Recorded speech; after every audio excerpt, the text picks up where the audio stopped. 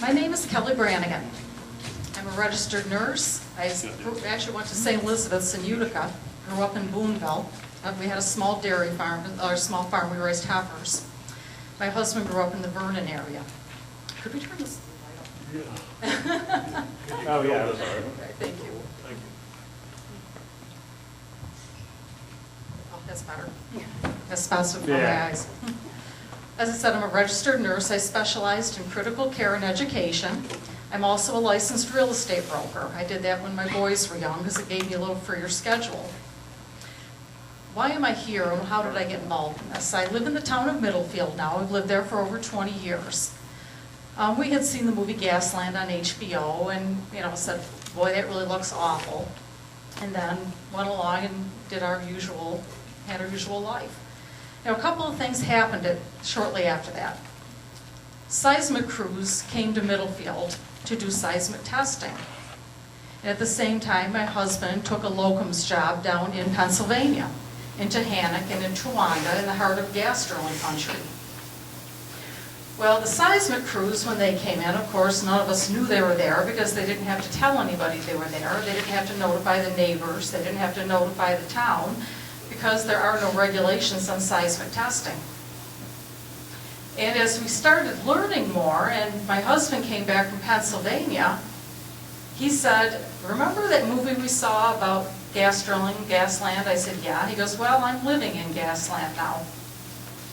One of the things that's difficult to imagine when we're here and it's not happening is what it's really like to live with the industry. And make no mistake, we hear a lot about how you won't know it's there. They're in and out, they're gone. Well, he was there for about 2.5 years, and it was still going strong at that point. He lived with the traffic, he lived with the noise, he lived with the transient workers, he took care of people in the hospital. It impacts every aspect of your life as a community. And until you live with that day after day, you don't realize what those impacts are. And they really got kind of steamrolled down there in Pennsylvania.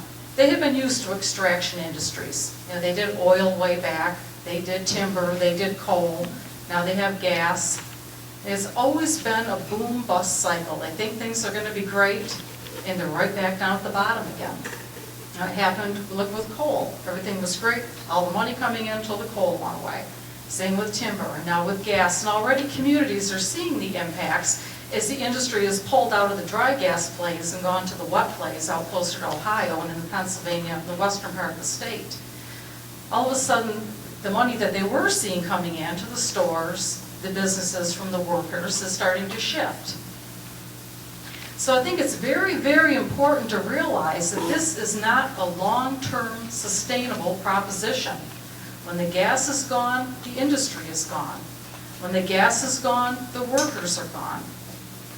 The jobs are filled down there by 70% of transient workers from out of state.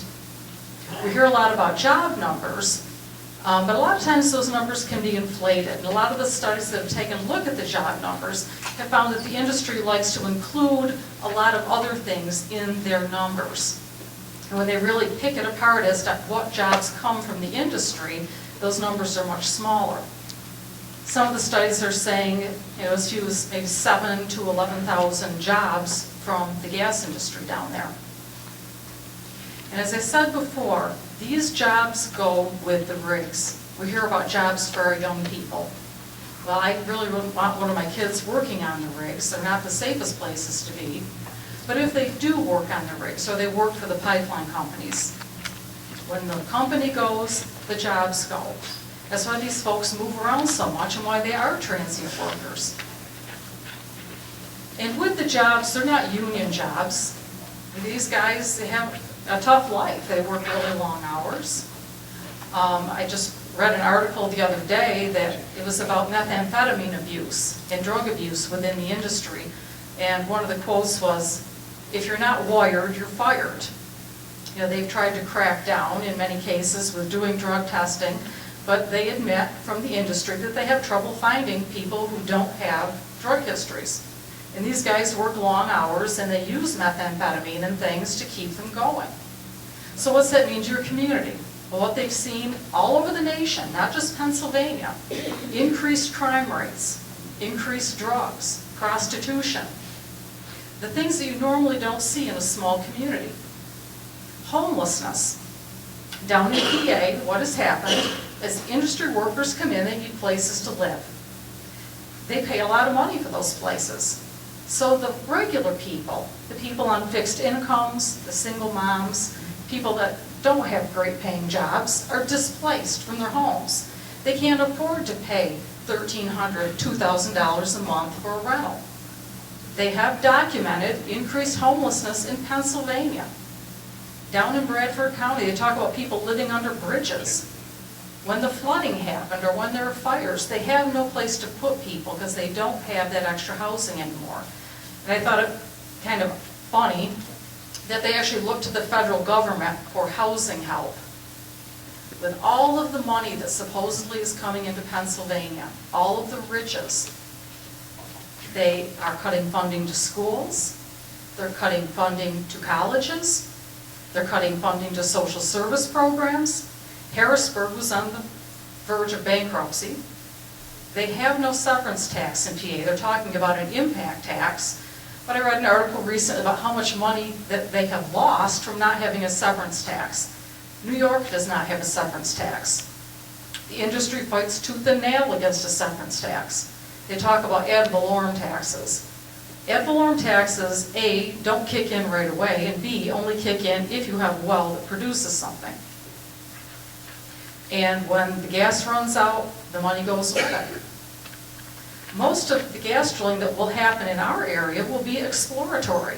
So they come in with all the workers, all the trucks, all the chemicals, and drill a lot of holes to find out where the gas is and where the gas isn't. When they leave behind those casings, those chemicals under the ground, for you to deal with later on. One thing you have to think about is why you live in the community that you do. Why do we live in upstate New York? I tell you one thing, if I had known anything about shale being under my feet where I live, I never would have bought my acreage in Middlefield.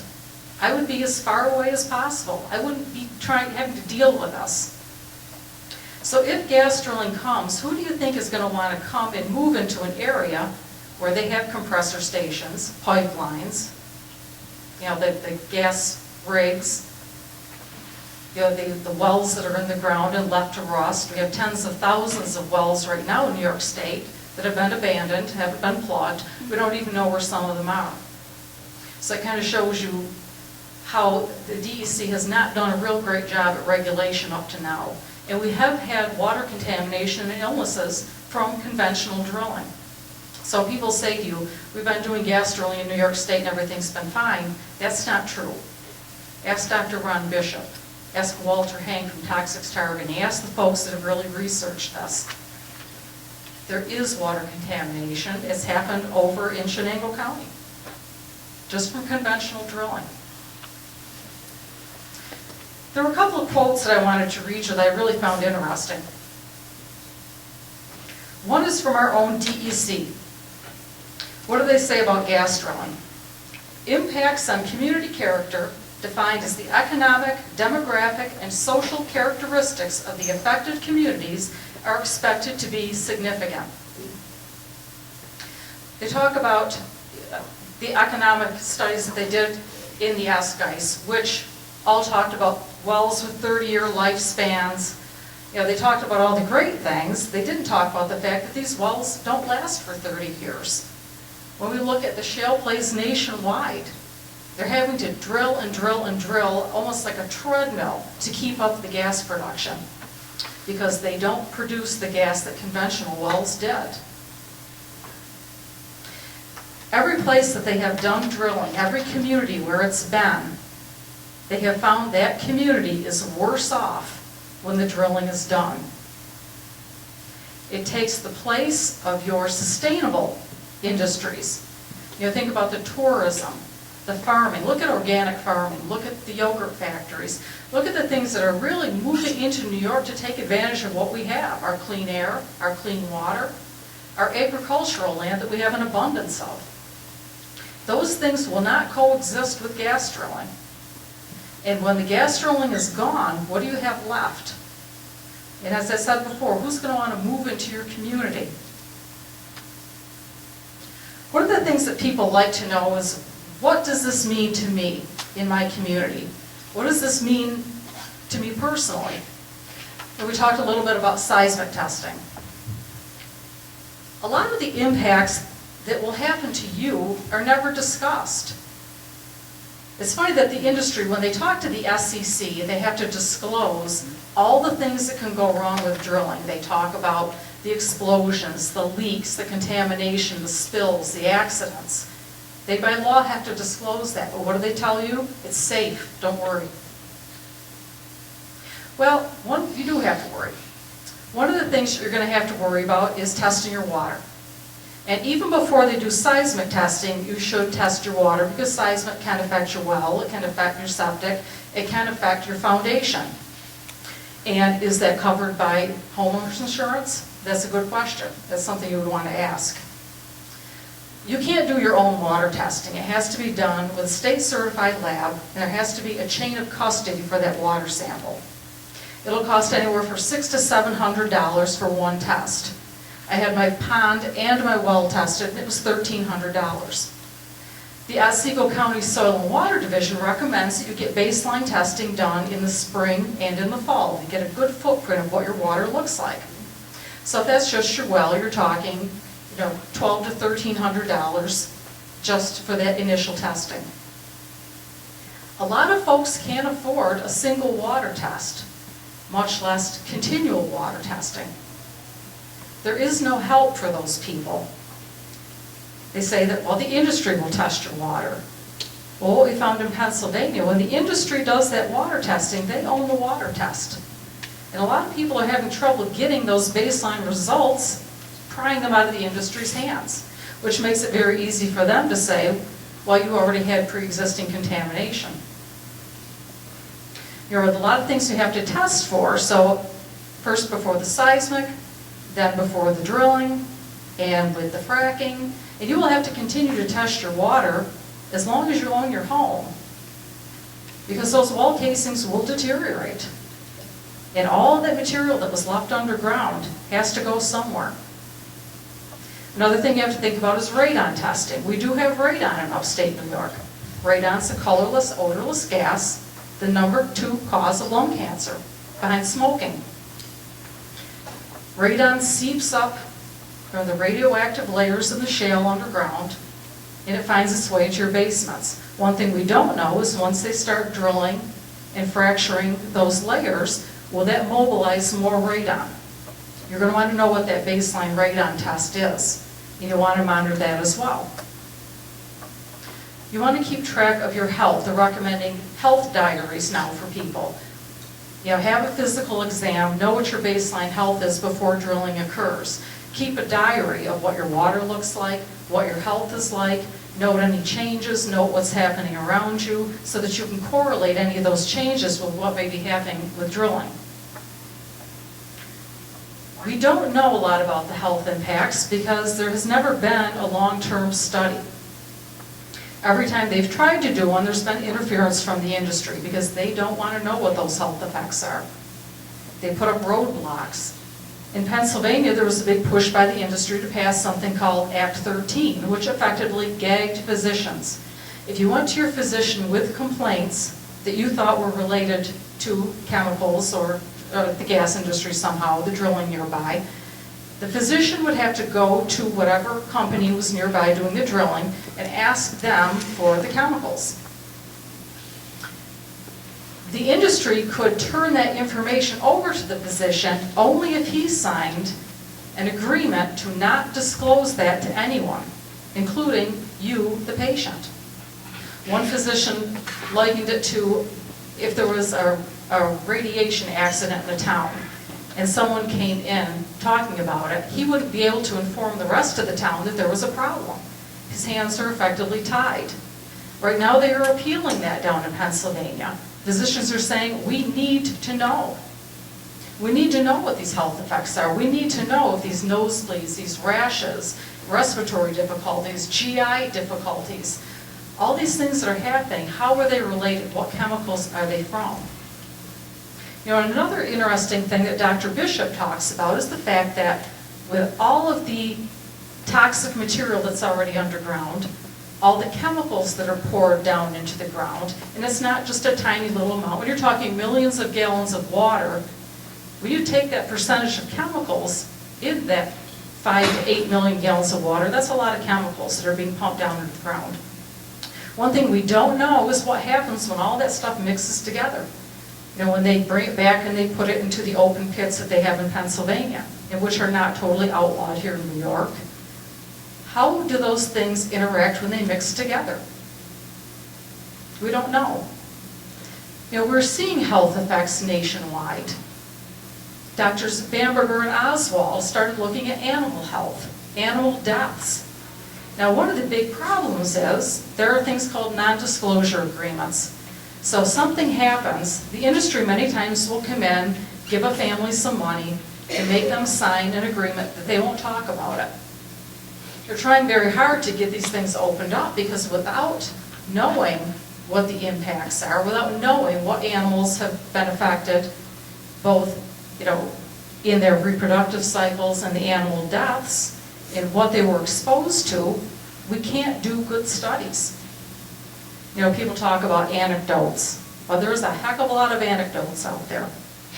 There's something online called List of the Harmed. And they just updated it actually a couple of days ago. It's tiny little writing. And this is just the people that have come forward nationwide that don't have gag agreements that talk about the impacts to themselves and to their animals. So you can look it up online, List of the Harmed. You know, there were some, we talk about air quality. One study that was done out west where they've been drilling showed that the air quality impacts within a half mile of the wells was significant. Benzene, toluene, ozone, BTX chemicals, VOCs, increases in smog, increases in asthma up to 25%, increases in cancer rates. These things are having an effect and it is documented. Air quality out in Wyoming is worse than LA, and it's not just Wyoming. It's in Texas, it's in Utah, it's any place where they have gas fields. They're putting them next to schools, next to homes. Here in New York State, the DEC said it's okay for one of these to go 100 feet from your home, 150 feet from a school. They talk about 500 feet away from a water well. Well, these things, they're seeing impacts from methane migration 4,000 feet away in Pennsylvania. One thing that they're seeing a lot of is water contamination. Nobody knows how many people are living with replacement water, with water buffaloes, because there is no mechanism to keep track. The only way people have been able to do it is to go around and try to count. Or if people are able to come forward. Google Butler County, look at Dimmock. And the problems in Dimmock, as much as people say it's all taken care of, there wasn't contamination, not true. One of the things that you find is there is a lot of information out there. We can talk about health effects, we can talk about community effects, we can talk about real estate impacts. They're all serious things, and if you have questions, I do hope you ask. Unfortunately, I have a short period of time. I want to just read you a couple of headlines. Thomas DiNapoli, he had a plan to protect residents nearby gas wells. It was never passed by the governor because there is no protection for homeowners. Fracking earthquakes shake Canada. More reports of drilling-related earthquakes have surfaced, this time in our northern neighbor, Canada. And it's not injection wells, it's the fracking itself. This was dated September 7th of this year. Here's a medical toolkit that's been put out for physicians and for healthcare professionals so that they can try to deal with some of the impacts. School bus crash. This was September 13th. A school bus in Pennsylvania was pushed off the road by an oversized vehicle on one of their narrow little roads. Is Dimmock's water really safe? One federal agency is not so sure. This is September 14th. They are still investigating. Multiple samples fail radiation tests at a landfill. This material that comes back is radioactive, it's being put in landfills, and it's not being properly assessed. From Yale, fracking outpaces science on its impact. The water footprint of shale gas development. These are only a few. Every single day, I probably get 5 to 10 new articles. The science is way behind the technology in this. Every single day, new things come out about the harm that gas drilling, heavy industrial gas drilling, is doing to communities. 100 years of natural gas, well, it's funny that the energy, let me just read the quote really quick. U.S. Department of Energy cut its estimates for natural gas reserves by 66%. Using 2010 consumption data, the Marcellus Shale will only meet demand for 6 years.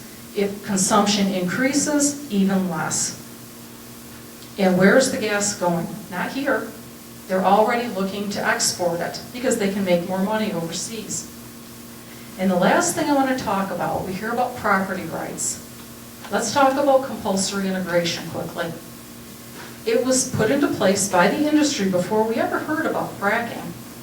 And what it says is if the industry controls 60% of a spacing unit, they can force everyone else into that well. You can't say no. You have 3 choices of how involved you want to be with that well, but one of those choices is not no.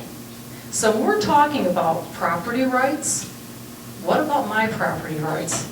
What about my rights to clean air, to clean water, to not drilling on my property? If I have a lot of acreage, what if I want to wait? And I want to wait till the gas prices go up or till I know that they can do this safely and it won't harm my neighbors. I don't have the right to say no. So I think it's kind of comical when we hear about somebody's property rights, the rights to harvest their minerals, but it's okay with them that I, as a landowner, don't have rights. Or you, if you're not a landowner, if you have a small piece of property, or you live in an apartment complex, where are your rights to protection of your health, your property values? Because as we've seen nationwide, when gas drilling comes, your property values are gone.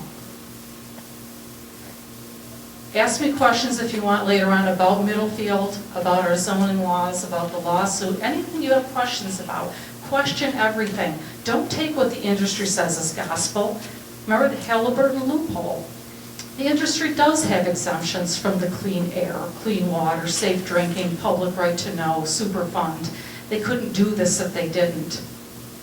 You know, there's 100 years of natural gas. All these things that sound great, look deeper. And there's no rush for this, folks. There's an oversupply of gas, enough where they want to send it overseas. We don't have to rush into this. It's like the used car salesman. They've got to take this deal today. It'll be gone tomorrow. You know, do you buy that car or do you go home and do a little research first? You get pushed into it. The best thing was an older gentleman in our area who listened to everything the industry had to say and said, well, you know what they say about the pushy salesman? You don't let them get a foot in the door. Thank you.